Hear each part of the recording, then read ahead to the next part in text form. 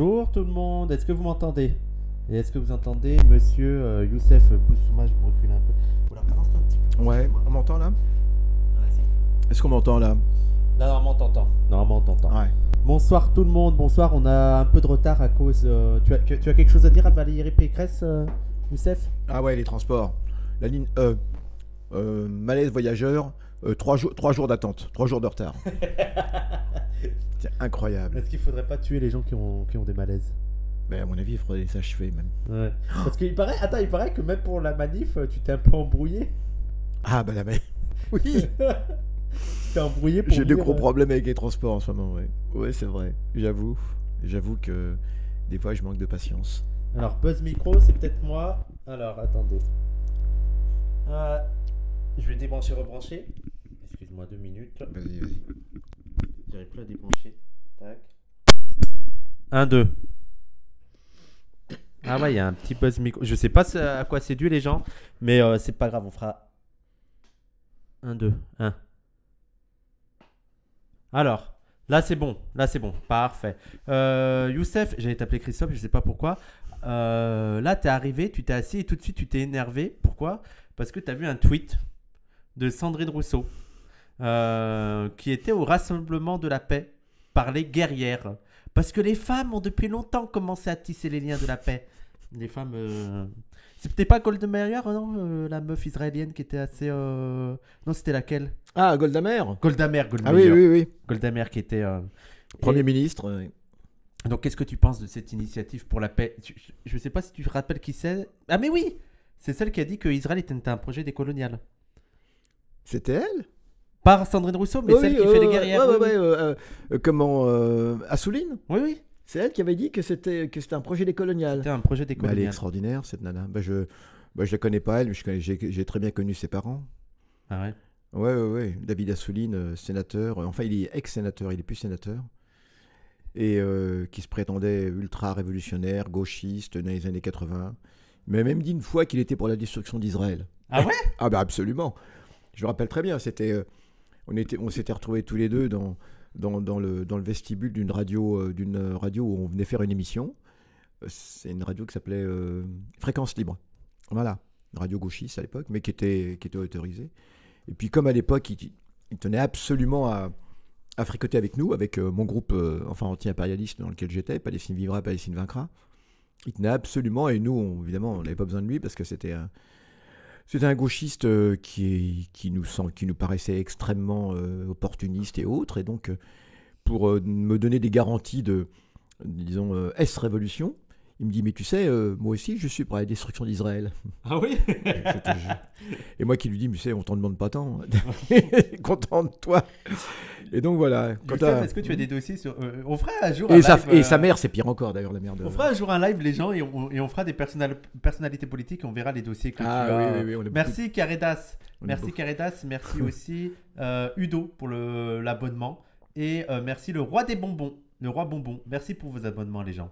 Mais on fera un truc comme ça sur les anecdotes des gens. Sur Julien Drey, sur tout ça. On a beaucoup D'ailleurs, là, tu es en train de t'embrouiller avec Julien Drey qui est horrible en ce moment. Ah, il est infect. Il est hors contrôle. Enfin, ouais. En fait, en même temps, non. Il a toujours été comme ça, en fait. Il le cachait bien. Merci, Nitsens. Il a toujours été un gros sionnaire. Pas de grossophobie. Non, mais pas en termes oui. Pas en termes de... Non, mais donc il a toujours été extrêmement sionnard. Le frère de Julien Drey, c'était un des responsables du Bétard. C'est ce que c'est que le Bétard? C'est un petit groupe très pacifiste. C'est interdit en France, non?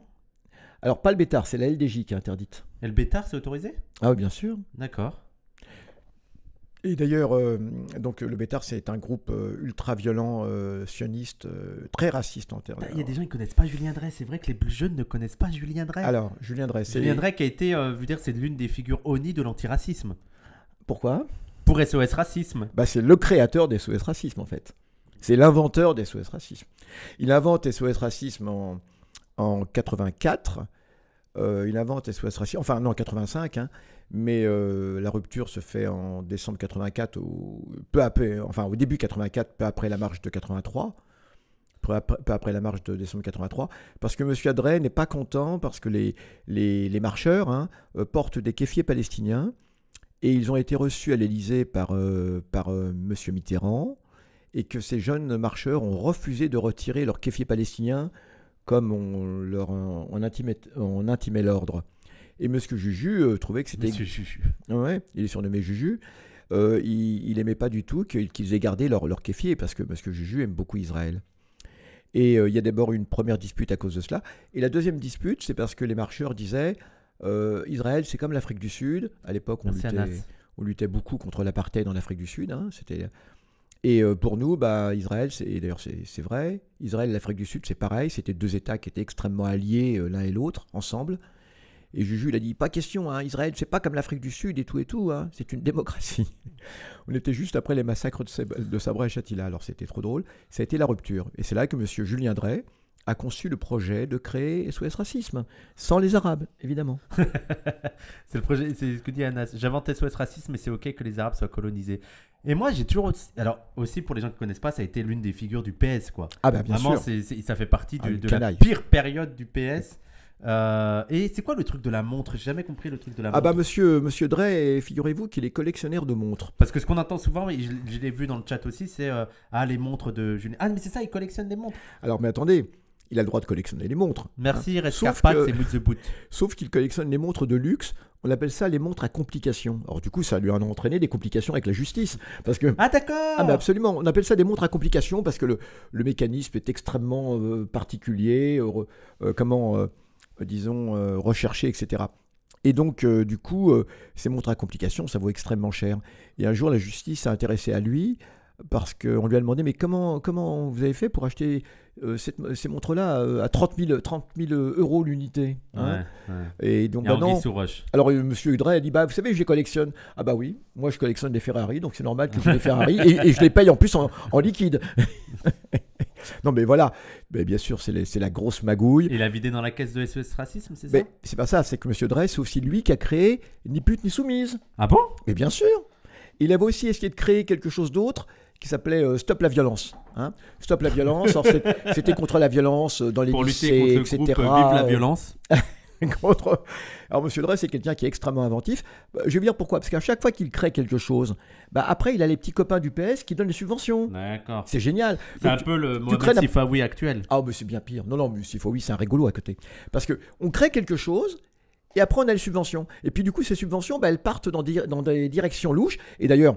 on le voit, c'est pour ça que je prends l'exemple de Sifawi. On le voit aujourd'hui avec le truc... c'était quoi par rapport...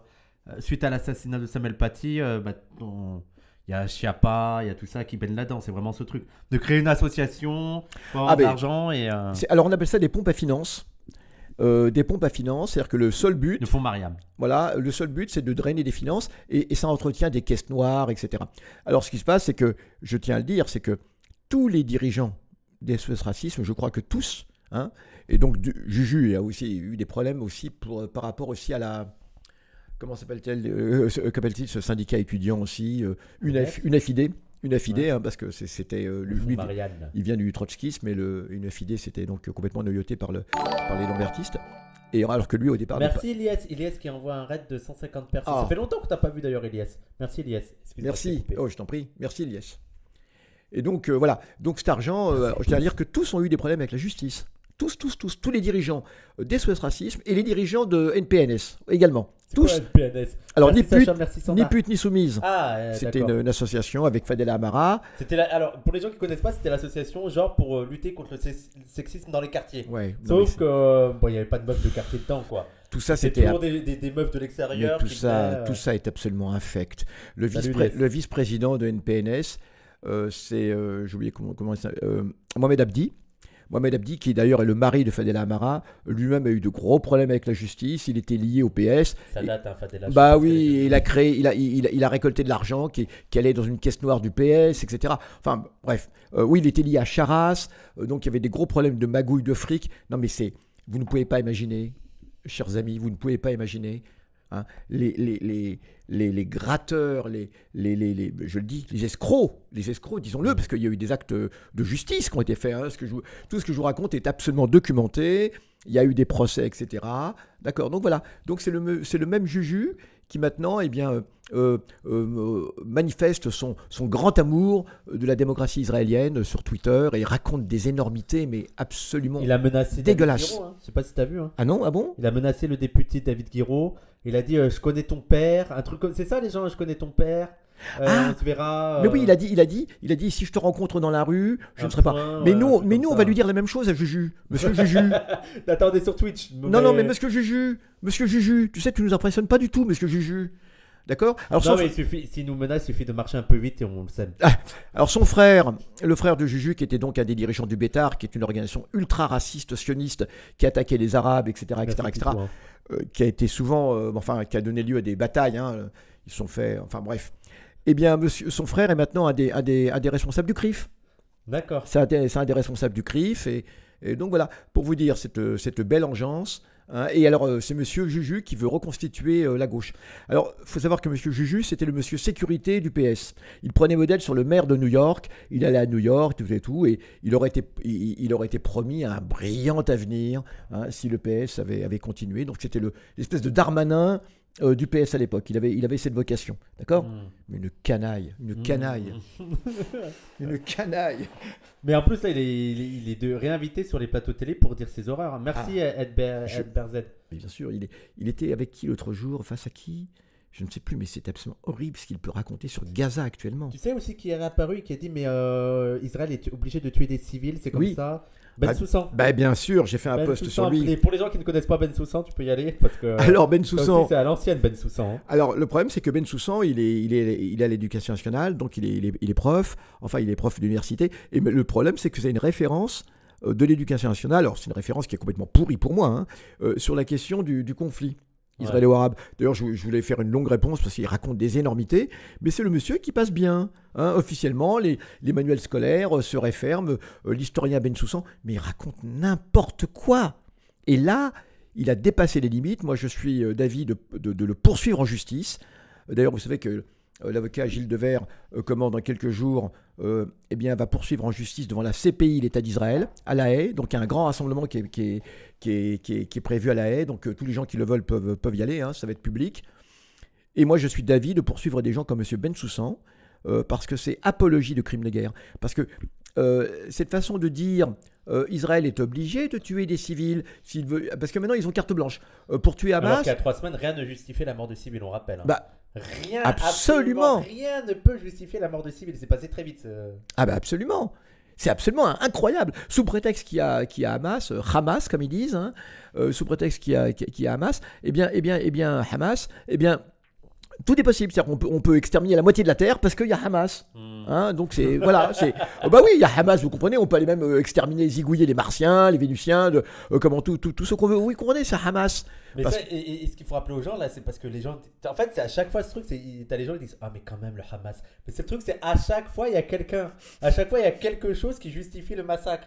Genre il y a toujours une figure du mal absolu. Saddam Hussein ça a été pareil. Quand c'était Yasser Arafat c'était pareil. T'as toujours quelque chose qui justifie les massacres. Mais même avant c'était l'OLP. L'OLP est terroriste. Et même au tout début c'était Ahmed Choukari. Déjà dans les années 60, Monsieur Choukari il a dit il faut jeter les Juifs à la mer. Bon, il a jamais dit cela. On lui a prêté, mais c'est absolument hallucinant.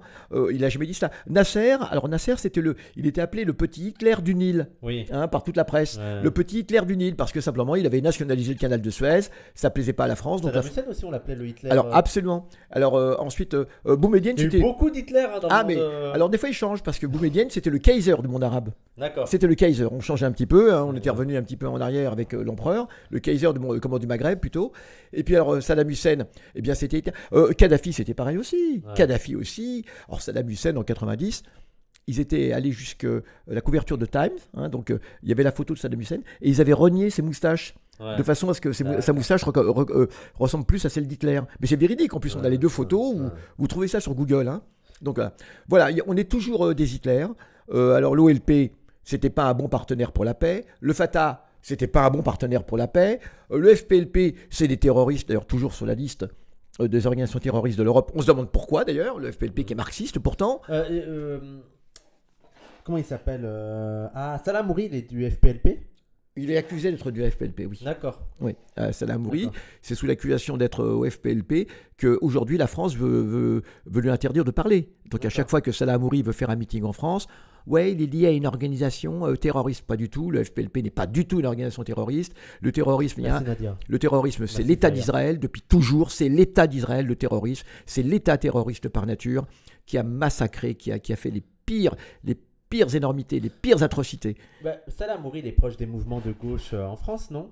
Ah bah bien Il est sûr, proche le du Parti PCF. communiste. D'ailleurs, moi j'aimerais bien l'avis du PCF parce que le PCF, la priorité, c'est de dénoncer le Hamas. Donc je voulais savoir ce qu'il pense de Salah Hamouri. Tu as vu ce qu'il a dit vendredi, Salah Hamouri, qu'il faut arrêter de centraliser sur le Hamas. C'est pas la guerre Israël-Hamas, c'est la guerre Israël-Palestine. Donc j'aimerais bien avoir leur avis sur tout ça. Mais bien sûr, alors le PC est pris aussi de la folie actuelle qui veut absolument salir la résistance palestinienne. Cette résistance est un droit, d'accord ? La résistance palestinienne est un droit reconnu par l'ONU. L'ONU reconnaît le droit à la résistance. Je rappelle que Gaza, pour l'ONU, est considéré comme un territoire occupé.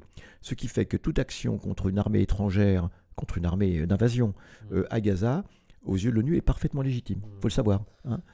Alors, donc du coup... en fait, c'est ça, j'avais partagé un article où il disait que... Parce qu'il y a tout le monde qui parle du droit de défense d'Israël, mais déjà, je veux dire, quel est le droit de défense d'un pays qui occupe?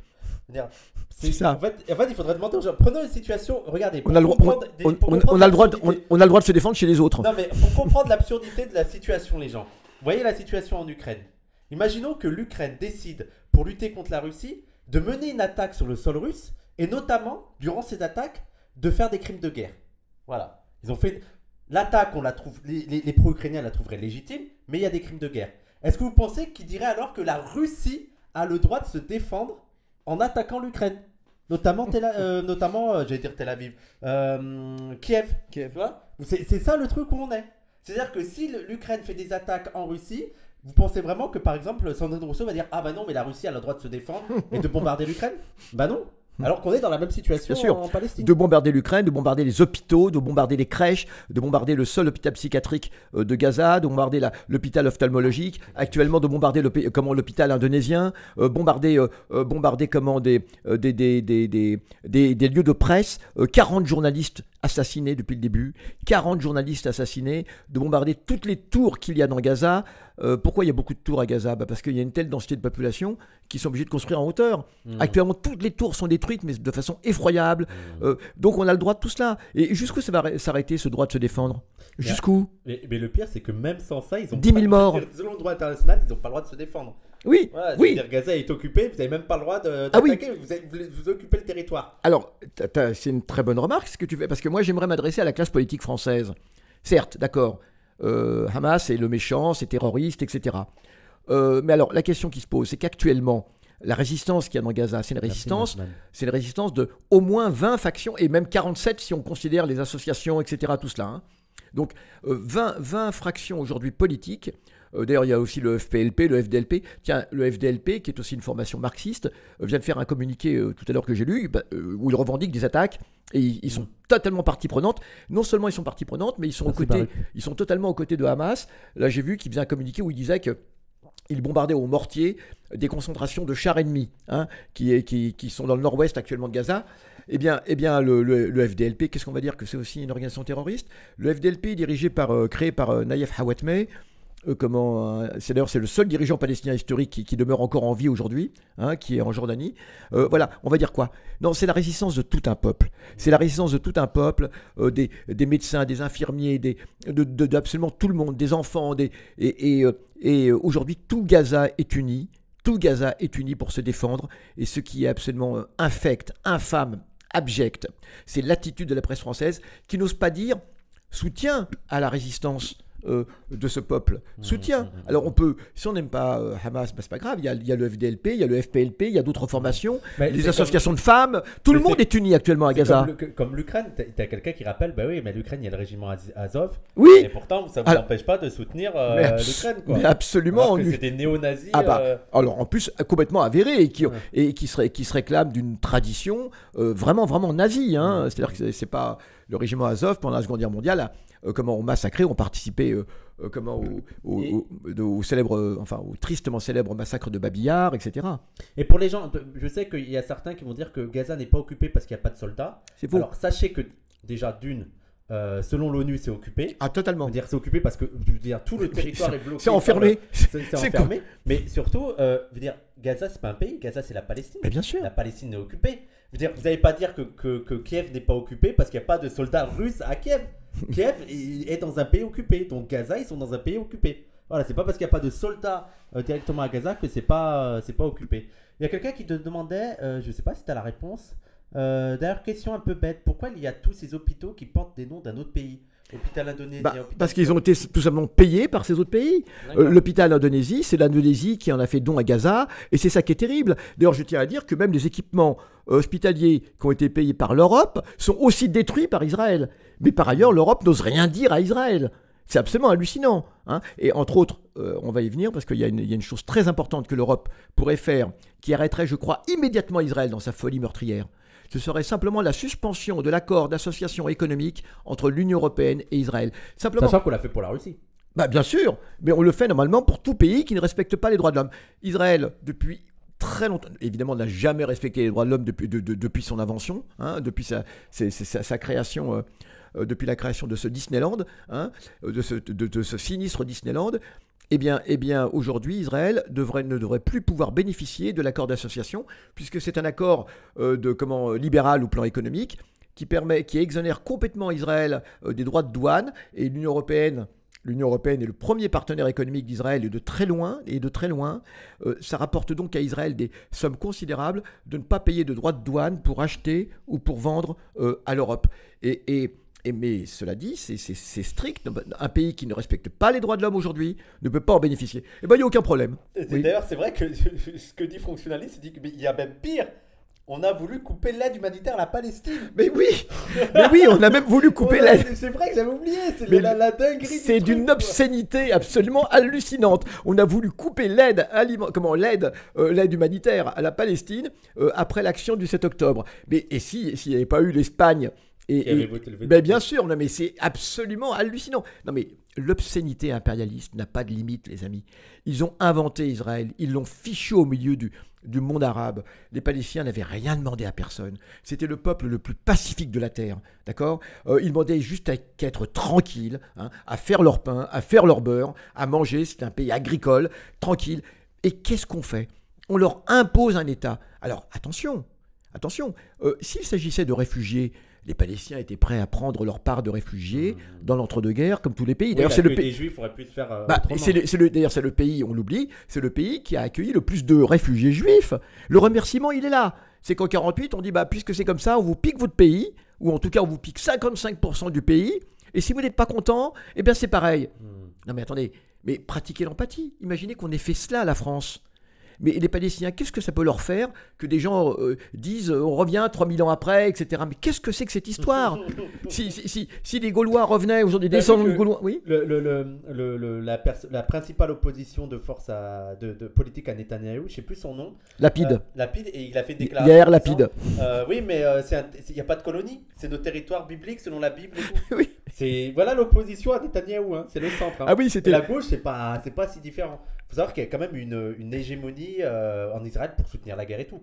Totalement. Alors Yair Lapid, c'est intéressant, c'était le principal opposant à... tiens, c'est là. Ça, c'est par rapport... Ce ne sont pas des colonies, nous vivons sur notre terre biblique. Oui. Alors en plus, il dit une autre chose dans l'argumentaire qui est assez intéressant, qui est souvent repris par les sionards, c'est de dire, il n'y a jamais eu d'État palestinien, hein, c'est ce qu'il dit, donc on ne peut pas nous accuser d'occuper l'État palestinien. Alors, c'est un peu... La réponse est très simple. Il n'y a jamais eu d'État auvergnat, donc on peut occuper l'Auvergne. Il n'y a jamais eu d'État normand, donc on peut occuper. C'est l'argument qui avait été utilisé pour l'Algérie et tout. Oui. Non, mais ça, exactement. Il n'y a jamais eu d'État natif américain, donc on peut aller massacrer les Indiens, il n'y a personne. Exactement, c'est une terre vide. Et en plus, dans le cas de la Palestine, c'est totalement faux. Totalement faux, je vais vous dire pourquoi. Parce qu'il a existé un État palestinien. Reconnu en droit international. C'est l'État. Qu'est-ce qu'il y a? Il a dit tout doux avec l'Auvergne. Merci Pierre. Et il a existé un État palestinien. Ça, je vous le dis les amis, parce que c'est un argument total. Il a existé un État palestinien reconnu totalement en droit international, avec sa monnaie, la monnaie c'est quand même le principe de l'État, avec son drapeau, avec ses équipes de sport, avec ses timbres, avec tout cela. Et il a existé, c'est l'État mandataire, un État unitaire, donc créé par les Anglais entre 1923 et 1948. Et cet État était totalement reconnu au plan international. Il avait le même statut, si vous voulez, que l'Afrique du Sud, que les États du Commonwealth.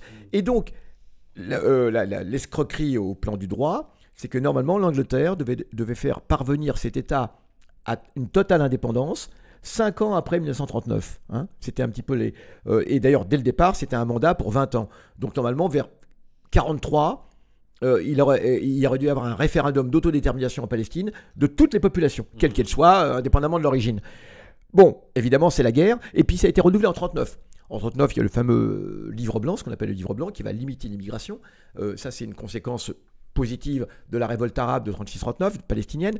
Eh bien, toujours pas, on trompe encore les Palestiniens, et cet État n'est pas créé. Et au lieu de créer un État, les Anglais se désengagent le 15 mai 1948 et remettent en gros les clés du pays au mouvement sioniste. Et c'est une totale illégalité.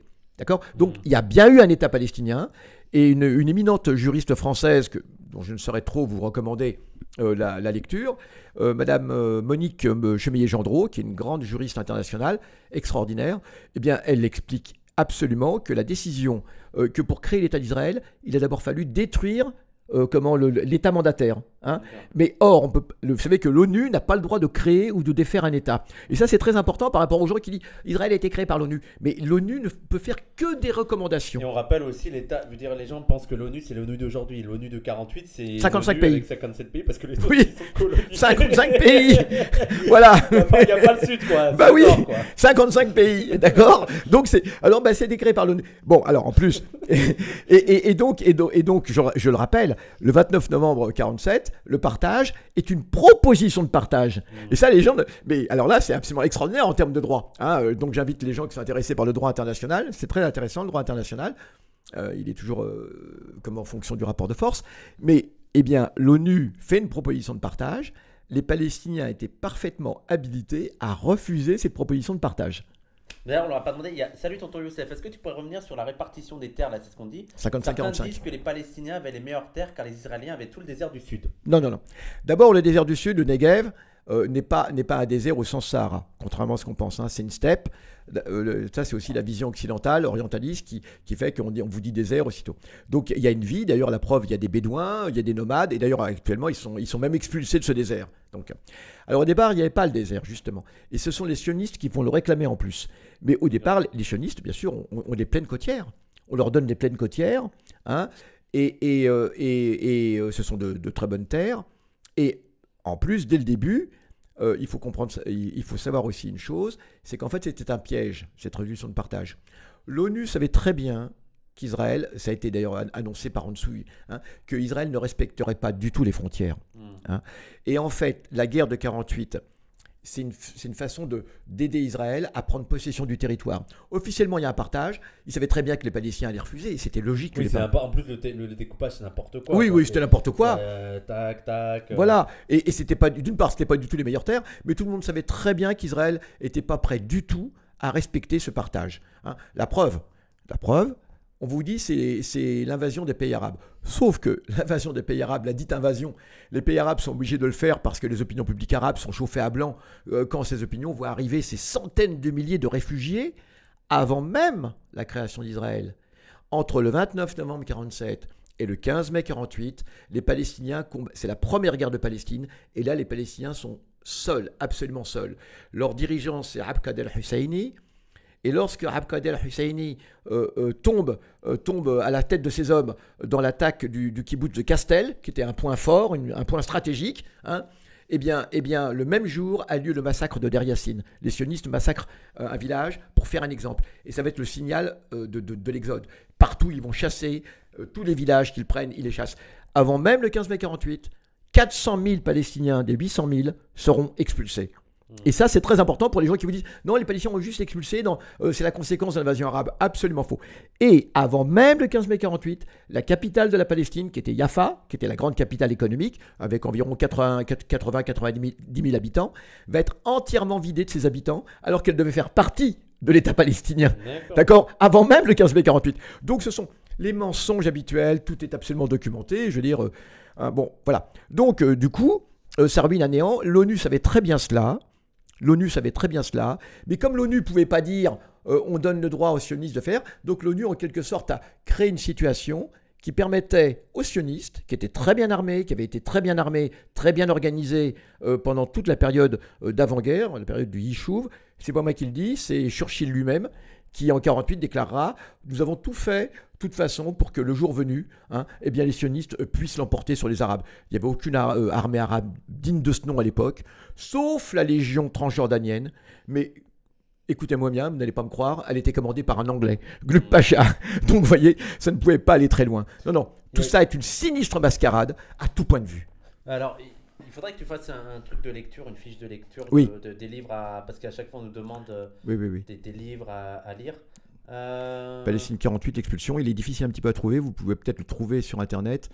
C'est à mon avis un des meilleurs, c'est de Elias Sambar, Palestine 48, l'expulsion. C'est les livres de la revue d'études palestiniennes. Il y a quelqu'un qui demande, est-ce que tu penses qu'il y a un pays qui est prêt à défendre militairement la Palestine ? Bon, alors, oui, c'est difficile parce qu'il y a l'arme nucléaire. Les États-Unis actuellement ont envoyé, alors non seulement... Mais les seuls qui seraient capables de le faire en ce moment, c'est l'Iran. On a vu aussi le Hezbollah où il y a eu la déclaration de Nasrallah. Bien sûr, on va en dire un mot. Et donc, moi, c'est ce que j'avais prévu, c'est qu'il tempère, en même temps il fait les menaces, parce qu'il y a l'opinion publique libanaise, en raison de la crise économique qui est catastrophique, qui n'est pas du tout favorable à partir en guerre. Tu as tout à fait raison. Il y a une crise économique épouvantable au Liban. Il n'y a plus d'électricité, il n'y a plus rien. Seuls ceux qui ont des générateurs électriques peuvent s'en tirer. Et encore avec quelques heures par jour. Cette crise, elle avait été provoquée entre autres par les Saoudiens pour punir le Liban, eh bien pour punir Hezbollah en fait, qui est au Liban. Et donc voilà, Israël est dans une grosse panade économique actuellement, mais tout est renfloué par les États-Unis, qui ont débloqué donc 104 milliards de dollars, pas uniquement pour Israël, pour l'Ukraine, pour Taïwan et pour Israël. C'est free quoi, l'argent est free quoi. Bah exactement, aucun problème. Combien ? Allez, 105. Ouais, mais c'est des sommes absolument considérables. Mais sinon, l'économie israélienne serait complètement à genoux avec cela. Alors toujours est-il que, est-ce qu'il y a un pays qui est prêt à défendre le problème, c'est l'arme nucléaire, c'est qu'Israël annonce qu'il est prêt à se servir, non seulement Israël, mais y compris les États-Unis qui ont menacé, et tout le monde a bien compris, si l'Iran bouge, l'Iran peut être nucléarisé. Attention, on a le gros porte-avions américain nucléaire qui se trouve au large de Nakoura, au sud du Liban actuellement, qui stationne, et qui a été rejoint aussi par un sous-marin nucléaire, carrément, parce que ça ne suffit pas. Tout ça, c'est pour l'enclave de Gaza qui fait 45 km sur 6. Vous avez compris l'importance que ça a. Et ça veut dire en gros aux Iraniens, si vous bougez, attention, vous allez être vitrifiés. Et je ne vois pas aujourd'hui l'Union européenne, dont la lâcheté, je crois, n'a jamais atteint de tel niveau, dont la lâcheté historique n'a jamais atteint de tel niveau, eh bien, je vois pas l'Union européenne, qui est la seule entité au plan mondial qui pourrait un petit peu tempérer tout cela, je ne la vois pas réagir. C'est-à-dire que si les États-Unis décidaient de vitrifier l'Iran, je peux vous assurer que personne ne bougerait. On justifierait cela d'une façon ou d'une autre. Rappelez-vous quand même. Peut-être la Chine ou des trucs comme ça, non ? Oui, mais même, est-ce qu'ils sont prêts, la Russie et la Chine, à se lancer dans une guerre nucléaire ? Le problème, il est que aujourd'hui, ce qui se passe en Palestine, c'est la prolongation de l'affrontement qu'il y a aussi avec la guerre d'Ukraine. Il faut bien avoir ça. Les États-Unis veulent absolument remporter cette partie au Moyen-Orient, vu qu'actuellement, tout le monde le reconnaît, c'est la panade du côté de l'Ukraine. Les dirigeants ukrainiens eux-mêmes reconnaissent que la contre-offensive est un échec total, d'accord ? Donc les États-Unis veulent essayer de contrebalancer leur échec en Europe par une victoire totale au Moyen-Orient, avec d'autres enjeux au plan commercial sur lesquels on pourra revenir. Mais aujourd'hui, alors par contre, s'il y avait une... Oui ? Ils sont mignons, mais il y a le Yémen. Les Houthis. J'adore les Houthis. Ils sont mignons. Ils ont déclaré la guerre, non? Ouais. Ils sont d'un courage. Ils sont courageux. Franchement, ils sont courageux. Écoutez, les Yéménites ont combattu pendant 6 ans pieds nus. Mais je vous dis bien, regardez les combattants, ils étaient en sandales. Je rigole, mais on est des lâches à côté. Mais ils ont réussi. Je vous signale qu'actuellement, il y a une trêve qui a été obtenue grâce au courage des Houthis. Ils ont subi aussi un véritable génocide alimentaire. Vous savez que c'est la plus grosse... Oui, c'était horrible. Bien sûr. La plus grosse catastrophe alimentaire depuis la Seconde Guerre mondiale. Et on a une responsabilité, la France, là-dessus. Hein. La France faisait partie de la coalition contre le Yémen. Non seulement faisait partie, mais l'autre jour, les Français s'étaient vantés, il y a à peu près 6 mois de cela, les troupes spéciales françaises se sont vantées d'avoir arraisonné un navire qui transportait des armes iraniennes à destination du Yémen. Oui, ils ont quand même le droit d'avoir un petit peu d'armes de l'Iran. Eh ben non, on trouve pas ça normal. Et les forces françaises ont attaqué le navire, ont pris d'assaut le navire de commerce. Tandis que nous, on en vend à l'Arabie Saoudite. Sans aucun problème. Et à l'Arabie Saoudite, à Israël actuellement.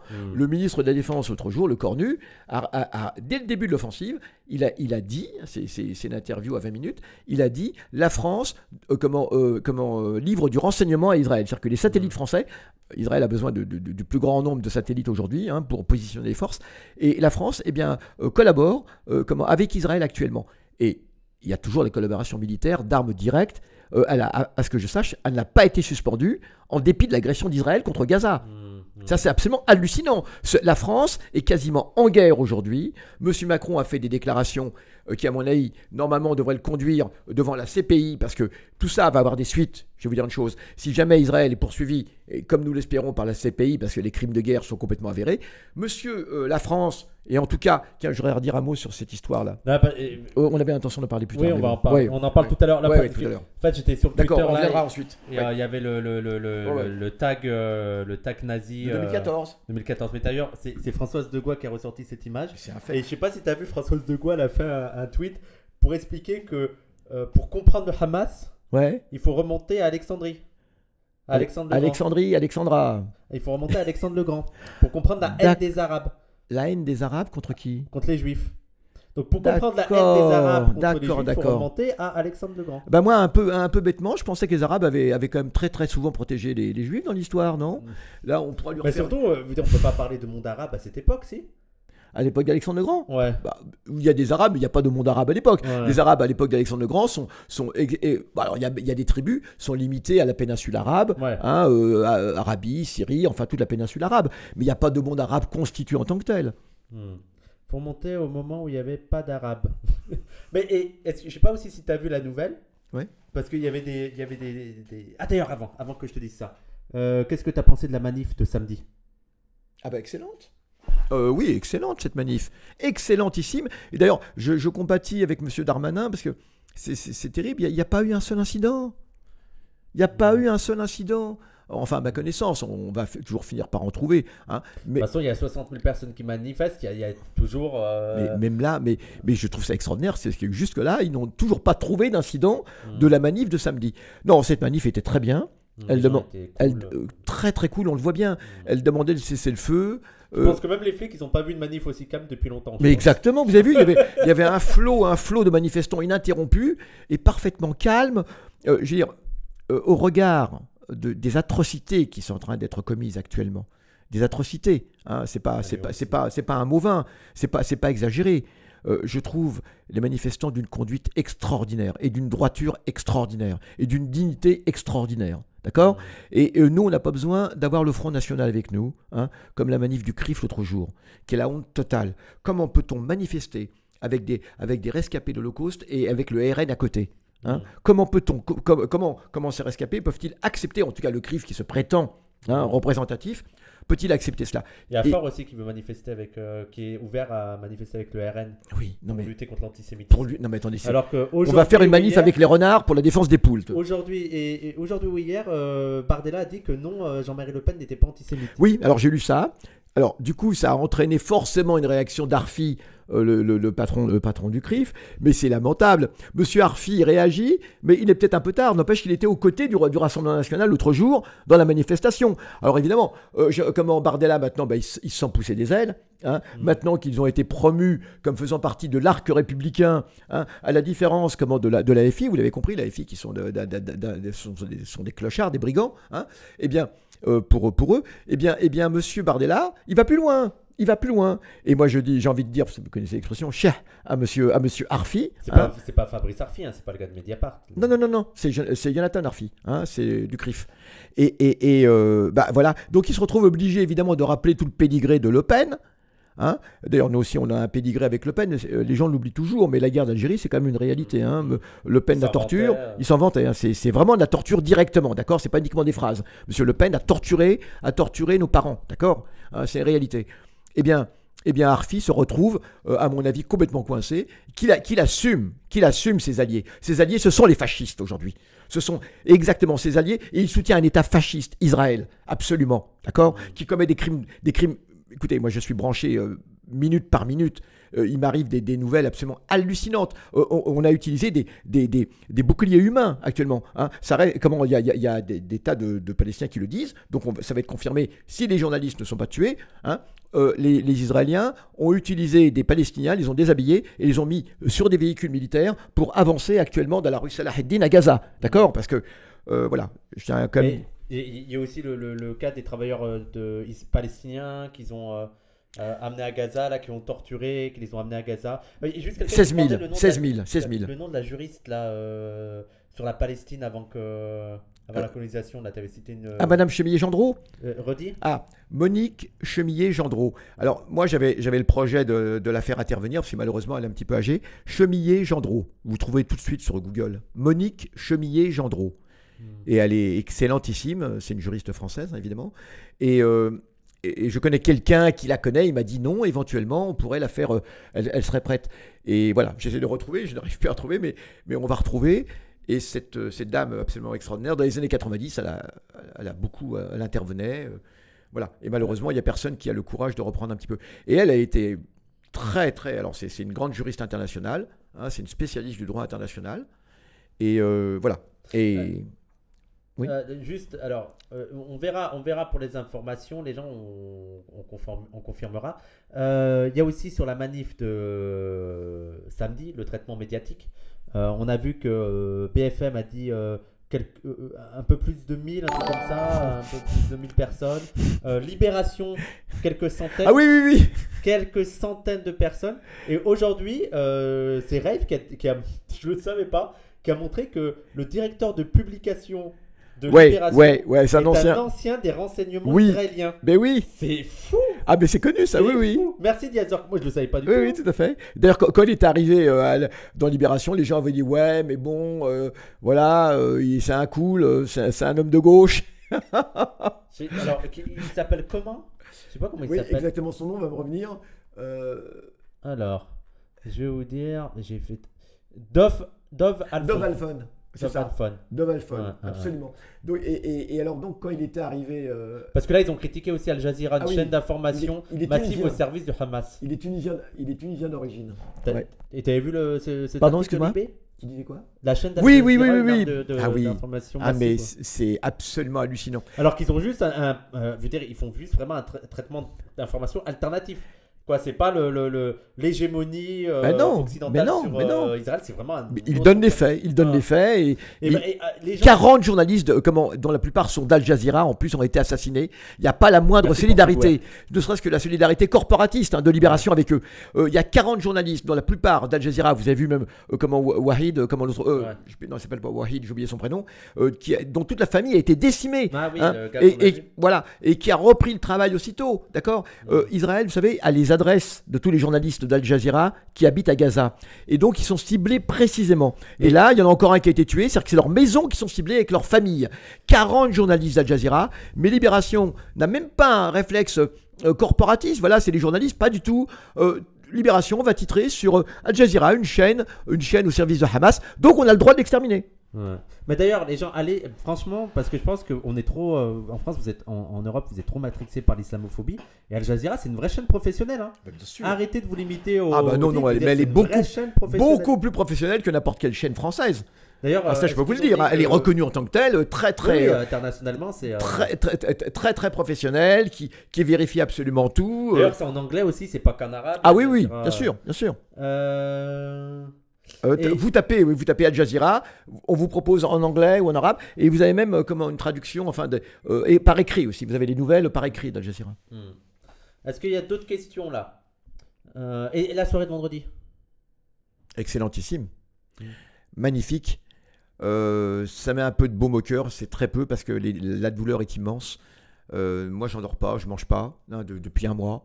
Et malgré tout, ça fait quand même plaisir. Enfin, ça soulage un peu de voir. Il y avait ce plateau formidable de Palestiniens, ce plateau formidable de militants juifs, ce plateau formidable. Non, voilà, c'était extraordinaire. C'était blindé.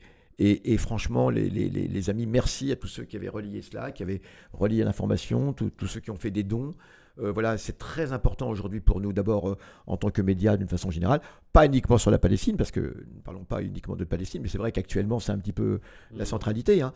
Mais merci parce que c'est un encouragement à parole d'honneur et c'est quelque chose de formidable. On a eu beaucoup. Est-ce que on a eu beaucoup de soutien? Il y a le magazine aussi qui s'est beaucoup vendu. Les gens, le replay, ça sera sûrement demain sur YouTube.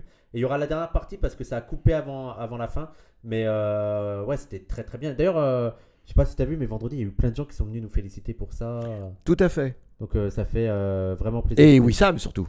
Oui, Wissam. Tout le monde. Wissam, Ouria Boutelja. Ouria. Alors, est-ce qu'il y a d'autres questions? Est-ce qu'il y a des questions sur la situation là? Et t'en as pensé quoi de la déclaration de Nasrallah sur le Hezbollah et tout? T'as un avis sur ça? Bien sûr. Alors, bien sûr. Oui, bien sûr. Alors, voilà, on est dans une situation. Après trou. Alors, très rapidement, des gens disaient ah, mais on ne comprend pas pourquoi il n'a pas déclaré la guerre. Vous savez, quand vous avez la responsabilité d'envoyer des milliers de jeunes à la mort, malheureusement, parce que la guerre, on meurt. Hein, c'est pas un jeu électronique. Je tiens à le dire à des gens, c'est pas un jeu électronique. Hein. C'est pas parce qu'on a les drones comme ça, on voit tout que c'est un jeu. C'est des regardez les images terribles qu'il y a de Palestine aujourd'hui. C'est des enfants en sang, des organes qui sont balancés partout, des personnes découpées en deux. Voilà. Alors même que la population est dans une situation désastreuse. C'est ça déjà désastreuse. Et puis le Liban aussi. Vous savez qu'actuellement, quand même, Hezbollah a eu facilement une quarantaine de martyrs depuis le 7 octobre. C'est pas rien. Et actuellement, Israël bombarde les villages du Sud-Liban au phosphore blanc. Il faut le savoir. Oui, mais là, ça a été encore... Oui, c'est des crimes de guerre. Bien sûr, le phosphore blanc est rigoureusement interdit, mais vous savez, on n'en est pas un crime de guerre près. Donc, en fait, la guerre est déjà engagée. Mais la guerre, c'est pas la guerre totale. Hezbollah réplique en ciblant les bases israéliennes comme en Palestine du Nord, en Palestine occupée, Palestine de 48, en Galilée. Hein, et là, il y a des échanges. Mais surtout, je vous l'ai dit tout à l'heure, il y a le porte-avions américain. Et dans son discours, Nasrallah fait référence à cela. En gros, il dit la résistance tient pour l'instant à Gaza, et nous et les frères irakiens, nous allons nous occuper des Américains. En fait, nous regardons les Américains parce que les Américains, figurez-vous, dans leur porte, ils ont des petites bombes nucléaires, ce qu'on appelle des nukes. Ce sont des bombes nucléaires de terrain, mais ils sont prêts à s'en servir. C'est véridique, attention, c'est extrêmement dangereux. La situation est très dangereuse actuellement et ils sont prêts à s'en servir. C'est des petites bombes nucléaires, on appelle ça les mini-nukes. Ce qui m'a halluciné, c'est qu'ils sont il y a des gens qui nous accusent d'être des anti-américains primaires. Je suis en mode, mais ils sont partout. Mais qu'est-ce qu'ils foutent là? Qu'est-ce que les... Regardez, l'Ukraine, ils sont là, la Chine, ils sont là, Taïwan, ils sont là, le Gaza, ils sont là, ils sont partout. Et ben après, vous avez des gens qui vont dire ah ben non, l'impérialisme c'est dépassé.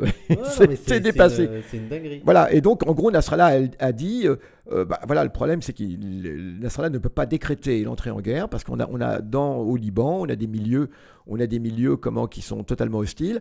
Il y a une chose qui est positive malgré tout, c'est que une grande partie des Libanais sont unis, aussi bien les sunnites, les druzes que donc les chiites sont unis parce qu'ils avaient été désunis à cause de la guerre en Syrie. Hein. Les sunnites et les druzes étaient très très opposés à Hezbollah, mais devant l'ampleur de l'agression aujourd'hui. Et la cause palestinienne, c'est quand même quelque chose qui rassemble tout le monde. Hein. Eh bien, sunnites et druzes, on dit qu'ils seront derrière Hezbollah, enfin qu'ils sont avec Hezbollah. Mais le problème, c'est qu'il y a aussi une grande partie des Libanais, des Libanais chrétiens, pas tous les chrétiens, il y a une partie des chrétiens qui est totalement solidaire de la Palestine, hein, tous ceux qui étaient avec Haoun, etc. Mais une grande partie liée notamment à Samir Jarjar, qui d'ailleurs était un des responsables des massacres de Sabra et Shatila, entre parenthèses, qui est toujours là, qui était donc le grand allié d'Israël en 82, et eux disent oui, Hezbollah va nous entraîner dans une guerre, Israël, parce que cette fois-ci, Israël a dit qu'il allait détruire tout le Liban, jusqu'à Beyrouth, si jamais il y a la guerre. Ça va être quelque chose de colossal. Donc c'est un choix. C'est un choix qui est pas simple à faire. C'est un choix qui n'est pas simple à faire, et c'est la raison pour laquelle, effectivement... On dit que la plupart des Libanais ne veulent pas rentrer en guerre. Mais bien sûr, et c'est logique, la guerre est une contrainte. Mais en même temps... Mais si, alors, en même temps, personne ne veut entrer en guerre. Vous savez, les Palestiniens non plus ne voulaient pas entrer en guerre. Hein. Voilà, ils sont contraints, ils sont dans une prison, ils essaient de briser les barreaux de leur prison. Mais voilà, la guerre, ce sont ceux qui se sont implantés dans cette région et qui imposent une domination, une oppression terrible depuis toujours. C'est eux les responsables de la guerre. Alors évidemment, les Libanais ne veulent pas entrer en guerre. Mais les Libanais ne sont pas prêts du tout à laisser voir exterminer les Palestiniens. Parce que c'est une entreprise génocidaire actuellement. Je ne dis pas qu'il y a un génocide, je dis c'est une entreprise. Il y a une volonté génocidaire. Ça, ce n'est pas que moi qui le dis, d'accord ? Il y a une véritable volonté génocidaire. Et je rappelle que selon les termes de l'ONU, parce que c'est toujours intéressant, eh bien, le fait de déplacer une population et de l'obliger, comme Israël le fait, et de la persécuter, d'accord, eh bien, est considéré comme un crime de guerre, crime contre l'humanité, hein, et avec une certaine volonté génocidaire. Hein. Ça n'est pas, encore une fois, ce sont des termes officiels. Donc voilà, les Libanais vont-ils accepter cela ? D'ailleurs, y a-t-il un être humain doté d'un cœur dans le monde qui peut accepter ce que l'on fait à ce petit peuple ? Les Palestiniens, c'est un petit peuple qui résiste, qui cherchait uniquement à survivre. Et il n'a jamais cherché à dominer un autre peuple, il n'a jamais cherché à exploiter un autre peuple, et ce qu'on lui fait actuellement, et on estime que c'est normal, et ce qu'on lui dit c'est « tu dois vivre comme un esclave », les dirigeants israéliens l'ont dit. Hein. Il y a 3 solutions pour les Palestiniens. Hein. Il y a la première solution, eh bien, c'est accepter de vivre sous domination. La deuxième solution, c'est de partir. La troisième solution, c'est l'extermination. Hein. Ça a été dit comme ça, hein, par Smotrich, comment le ministre israélien. Il y a des gens qui demandent, parce que je trouve qu'il y en a pas mal qui se font matrixer par ça, sur la Turquie. Allié de la Palestine ou pas ?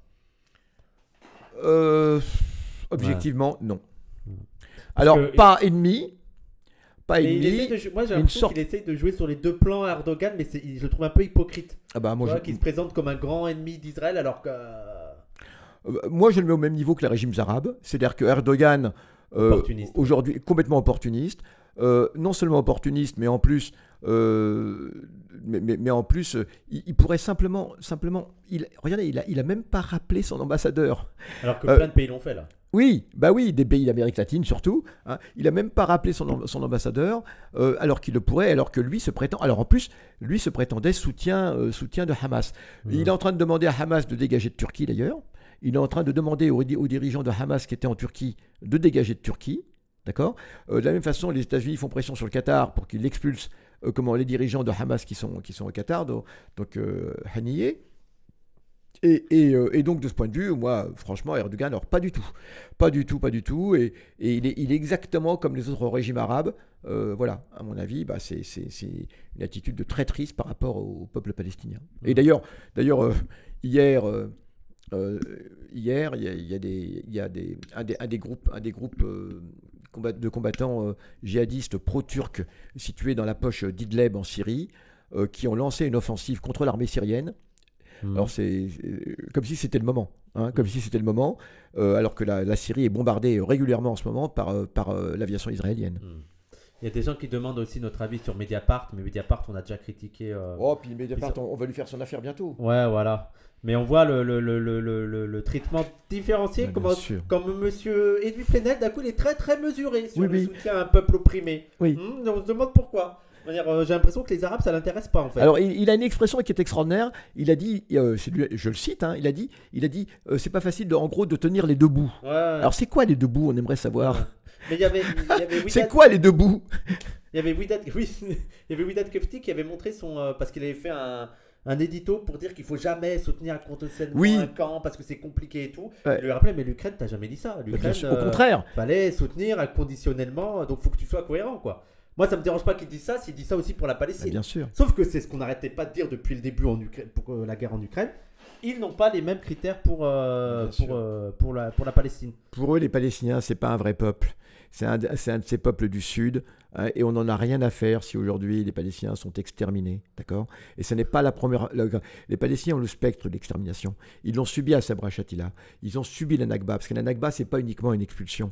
La Nakba, c'est aussi des massacres. Le massacre de Tantoula, le massacre de Del Yassin, le massacre voilà. Et donc, faire ça à ce peuple, infliger cela à ce peuple palestinien, c'est absolument infâme. Je dis bien, c'est la honte de l'histoire, c'est la honte du XXe siècle. Bien sûr, il y a d'autres peuples qui souffrent. La question n'est pas là. Nous n'avons jamais dit qu'il n'y a que les Palestiniens qui souffrent. Mais les Palestiniens, et je le dis et je le répète, c'est le seul peuple qui est opprimé de façon effroyable, mais dont on dit qu'il est le bourreau de son bourreau. Ouais. Hein? Non, mais... C'est lui qui colonise en fait. Voilà, c'est comme si c'était lui qui... les Palestiniens sont tenus en permanence de prouver qu'ils veulent la sécurité de leur bourreau. Hein? C'est Hanan Ashrawi qui était une des négociatrices à la conférence de Madrid en 1991, qui avait dit cela. Nous sommes le seul peuple colonisé dont on demande d'assurer la protection de son colonisateur. Hein? Parce que c'est ça, à chaque fois on parle de sécurité d'Israël, sécurité d'Israël, sécurité d'Israël, jamais de sécurité de ce peuple palestinien. Alors il y a des gens, nous on est d'accord que, moi je pense qu'à Mediapart il y a deux lignes internes qui s'affrontent. Tu as des gens qui sont un peu pro-israéliens, comme il s'appelle, Arfi, tout ça. Mais par contre, les gens, là, on ne parle pas de n'importe qui, on parlait aussi de l'hypocrisie d'Edoui Plenel. Edoui Plenel, on ne dit pas que c'est un pro-israélien, mais on dit que ces positions, elles sont en géométrie variable selon les personnes concernées. Et c'est d'ailleurs ce qu'on critiquait avec l'Ukraine. Mais, je veux dire, on a d'autres choses aussi à reprocher oui. Parce que c'est un atlantiste. Et oui, et moi, il y a une chose que je reproche. En fait, c'est ça pour comprendre la différence entre l'Ukraine et la Palestine, c'est l'OTAN, c'est l'Atlantisme, voilà. C'est bien sûr, c'est le tropisme pro-atlantique, pro-américain. Et monsieur Plenel, c'est clair, je le dis. Et d'ailleurs, j'ai même quelque chose d'encore plus précis. L'Atlantisme, c'est un gars, c'est en pro-américain référence à l'OTAN, les gens. Ouais. Pro-américain, pro-impérialisme américain. Pro-occidental. Bon, rien contre les Américains en tant que tels, mais bon, pro-OTAN, pro-impérialisme américain. Non, il y en a des biens. Et ce que je veux dire, c'est que M. Plenel, et quelque chose que je reproche précisément, c'est qu'en 1987, ce monsieur s'est permis de faire un article où il traitait Georges Ibrahim Abdallah de terroriste. Qui? Plenel. Absolument. Et l'article, on l'a. Hein. Et non seulement cela, mais il disait Georges Ibrahim Abdallah, c'est un opportuniste qui instrumentalise la cause palestinienne. Et qui fait du terrorisme. Voilà ce que M. Plenel. Alors j'aimerais la prochaine fois, si je le crois, je vais lui poser la question. Est-ce que M. Plenel, vous êtes prêt à revenir sur ces déclarations absolument infâmes? Georges Ibrahim Abdallah est en prison depuis ce moment-là. Et vous avez fait partie de cette meute, hein, qu'il a dépeint comme étant un terroriste et qu'il fallait absolument enfermer, réduire au silence. Voilà. Qu'en pensez-vous maintenant? Quant à l'Ukraine, ce que tu disais tout à l'heure, il y a une expression de Plenel qui me fait rire, c'est quand il dit il ne faut pas barguigner. J'aime bien le verbe barguigner. Qui signifie hésiter, il ne faut pas tortiller les fesses, excusez-moi, hein, mais c'est un petit peu cela. Il faut y aller franco, hein, faut soutenir l'Ukraine. Là, avec la Palestine, oui, il barguigne, monsieur. T'arrêtes de barguigner, Edoui. Face cam, t'arrêtes de barguigner, Edoui. T'arrêtes. Il y a quelqu'un qui demandait, t'en penses quoi du travail de Charles Anderlin? C'est quoi, c'est celui qui a dit que le Hamas c'était une invention de... C'est lui? Alors, Charles Anderlin, j'étais au procès qu'il avait intenté. Alors, Charles Anderlin, d'abord, disons, il a eu... Alors, c'est un ancien journaliste de la radio de l'armée israélienne, de Kol Israël. D'accord. Absolument. Qui a eu quand même un moment de gloire et de grande honnêteté. Maintenant, je ne suis pas tout à fait d'accord avec lui parce qu'il raconte des choses qui ne sont pas toujours fondées. Mais en tout cas, j'étais même allé à son procès pour le soutenir. Nous étions un certain nombre parce qu'on lui doit quand même d'avoir tenu bon sur l'affaire du petit Mohamed Al-Doura. Mohamed Al-Doura, c'est un jeune Palestinien qui a été tué dans les bras de son père par l'armée israélienne. Et c'est quelque chose de horrible parce que cette agonie a duré quand même longtemps. Et il était dans les bras de son père, il essayait de se protéger, il y avait un échange de tirs entre l'armée israélienne et des combattants palestiniens, c'était à Gaza d'ailleurs, hein, et avant le retrait israélien, et là, Anderlin était là avec son opérateur palestinien, Et ils ont filmé toute la scène. Et c'est sans appel, c'est bien Israël qui a tué. Et ensuite, ensuite les sionistes en France ont commencé à embêter Enderlin, à dire que c'était des mensonges, à dire que le Mohamed Al-Duran n'a jamais été tué, non mais des choses absolument infâmes, à dire qu'on l'avait vu dans un marché à Gaza. Enfin bref. Et Enderlin a tenu bon, et il a dit pas du tout, et il a tenu à assurer la respectabilité de son opérateur palestinien, d'accord, et du coup ça a donné lieu à des procès. On l'avait soutenu. Maintenant, là, dernièrement, Enderlin diffuse la nouvelle selon laquelle, et ça d'ailleurs, ça nous permet de le redire, on peut aimer ou pas aimer Hamas, la question n'est pas là. Mais Hamas n'est pas une création des services israéliens, il faut arrêter avec cette légende. Oui, nous, ce qu'on dit, c'est que Hamas Israël a pu voir d'un bon œil et a pu favoriser, mais comme dans toutes les colonies, truc de diviser pour mieux régner. Mais c'est trop simpliste de résumer à. Bien sûr. Non, puis surtout, ça ramène les Palestiniens à des guignols qu'on peut tenir par le bout du nez, à qui on peut faire. Tiens, maintenant vous allez aimer. Non. On peut faire tout un débat, une analyse sur comment le prisme, le référent religieux, dans le monde arabe en général, va prendre le relais du prisme nationaliste laïque, on va dire. C'est toute une période qui va toucher tout le monde arabe, pas uniquement les Palestiniens d'ailleurs, on le voit bien, d'accord. C'est vrai qu'il y a un moment, eh bien, comme disons le nationalisme laïque apparemment n'arrive plus à remplir ses fonctions historiques de libération, c'est vrai que les peuples vont se tourner vers le prisme religieux. Vous savez, c'est tout le temps comme ça. Mais c'est comme maintenant Israël favorise le Fatah et l'OLP. Bien sûr. Mais bien sûr. Ils font tout pour maintenir l'OLP parce que ça les arrange. Et vous n'allez pas dire mais l'OLP c'est une invention israélienne, non. Exactement. La France coloniale elle fait toujours ça. Bien sûr, de diviser. Elle l'a fait en Irlande, elle l'a fait partout. Donc, c'est vrai que dans les années 2000, Israël alors on sort toujours la même citation de Netanyahou en disant il faut soutenir d'accord, mais on se rend pas compte d'une chose, c'est que Netanyahou peut aussi avoir un double discours. Pourquoi Netanyahou dirait la vérité dans ce cas-là alors qu'il n'a jamais dit la vérité, d'accord? Il y a peut-être aussi autre chose derrière. Alors en tout cas, ce qu'il y a de certain, c'est que les Israéliens et les Américains ont encouragé la guerre civile interpalestinienne qui va se dérouler en 2007 au moment où Hamas remporte les élections. Comment ? Comme en Algérie entre le MNA et comment le mouvement national algérien et le FLN, le MNA de Messali Haj, une guerre civile qui va faire des milliers de morts entre Algériens, des milliers de morts, aussi bien en Algérie et également en France.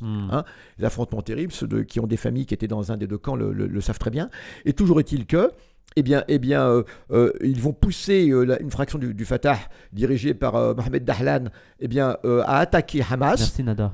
Et moi je dis que Dahlan était beaucoup plus l'instrument d'Israël que Hamas. Voilà, c'est tout.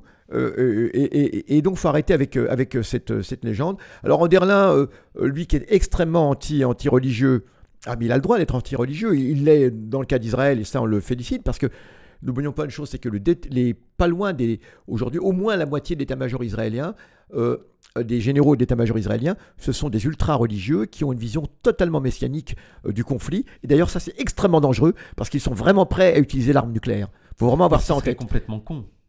Non, c'est le syndrome de Samson, on appelle ça. Or, il y a le complexe de Masada. C'est le territoire qu'ils veulent prendre. Ah, mais ils s'en foutent. C'est-à-dire que l'idée est la suivante. Si jamais nous sommes perdus, nous utilisons l'arme nucléaire, même si nous en pâtissons. D'accord. Vous connaissez l'histoire de Samson, dans Samson et Dalila, ça vous dit rien? Bon, la chanteuse Dalila, pas Dalida. Alors, Samson était dans la Bible, etc., était un héros juif qui a donc été capturé par les Philistins, donc les ancêtres des Palestiniens dans la vision des choses. L'histoire n'a rien à voir avec ça, je vous signale. Et Samson, étant capturé, étant enchaîné au pilier du temple, consacré au dieu Baal, et bien à la fin, il était extrêmement fort, Samson, et sa force, il la tenait de sa chevelure. Et donc, à la fin, Samson, se sachant perdu, fait s'écrouler le temple à la fois sur ses ennemis et sur lui. D'accord. Donc de là est né. Donc ça veut dire que si un jour Israël, on considère qu'Israël est perdu, on est prêt à se servir de l'arme nucléaire et peu importe. Alors ça c'est une chose. Je ne suis pas sûr qu'ils iront jusqu'au. En tout cas, c'est une réalité.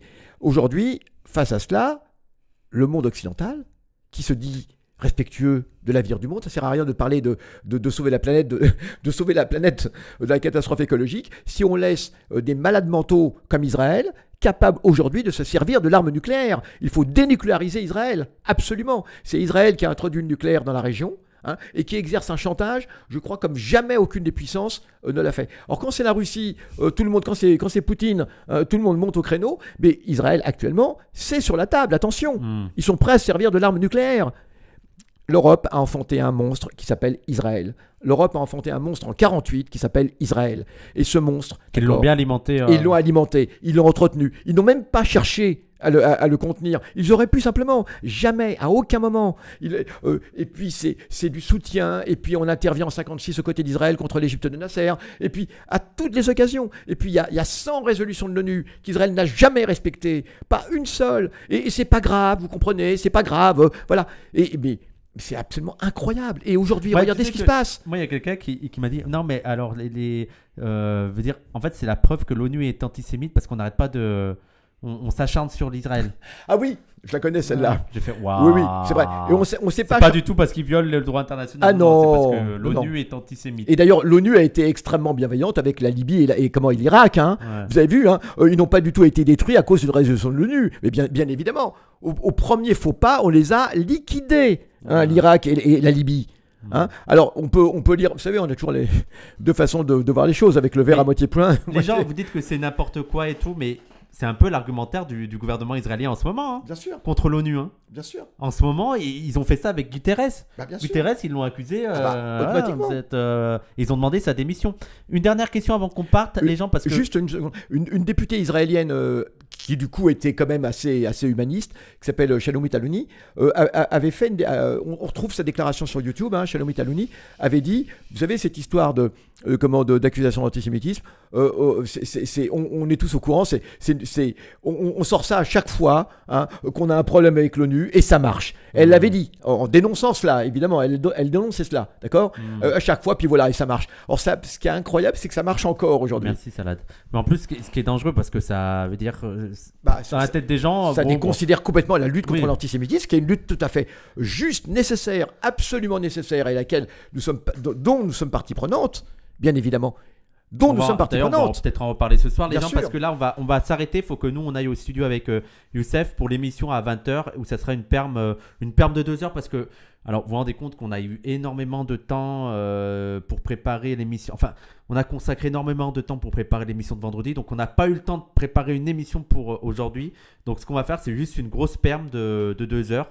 Donc, on va pas tarder à aller. Et juste parce qu'il y a quelqu'un qui l'a posé 4-5 fois la question, donc je vais te la poser. Est-ce que tu penses qu'il n'y a pas un projet antisémite, mais je connais ta réponse, des Européens à vouloir mettre tous les Juifs en Israël? Oui, alors quand je serai moins feignant, chers amis, parce que je suis extrêmement feignant, c'est le drame de ma vie, j'éditerai ma maîtrise, enfin la maîtrise que j'ai faite il y a très très longtemps. Non, t'es jeune, il y a quoi, il y a 10 ans? portait sur la création d'Israël, l'opinion française et la création d'Israël à travers la presse, etc. Et une des principales conclusions que je tirais de l'étude de presse entre 45 et 49, j'ai étudié 5 journaux, hein, au quotidien. Imaginez le nombre de milliers de journaux que j'ai lus. Hein. Merci Chazal. Et donc, puis aussi les dépêches du Quai d'Orsay, j'ai travaillé sur les archives du Quai d'Orsay. Et la personne a raison. C'est que, a raison en grande partie,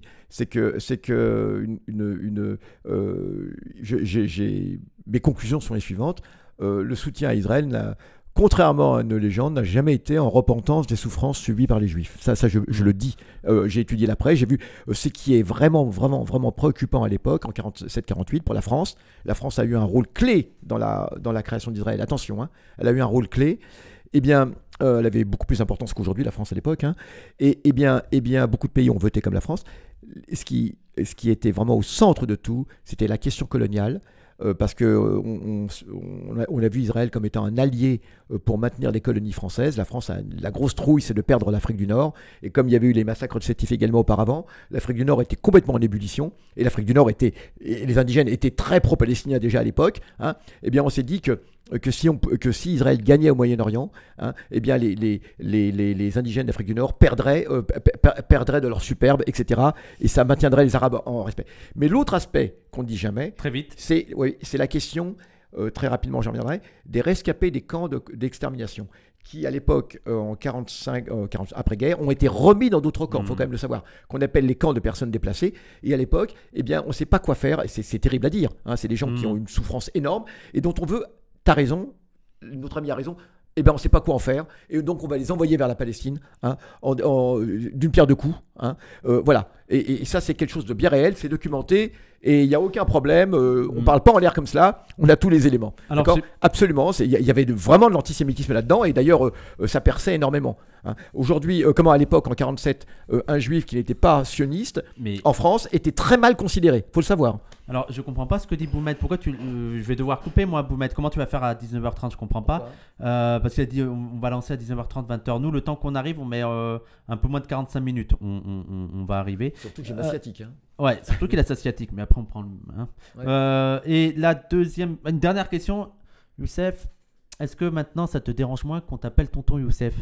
Je me rappelle qu'avant, tu étais. Bah ça va, maintenant on peut t'appeler tonton Youssef. Oui, tonton. Bien sûr. Voilà, c'est bon, t'as vu, c'est affectif. Comme on dit, il y a ça avantage, te va trop bien, tonton. Il y a avantage acquis, comme on dit, c'est dans les entreprises.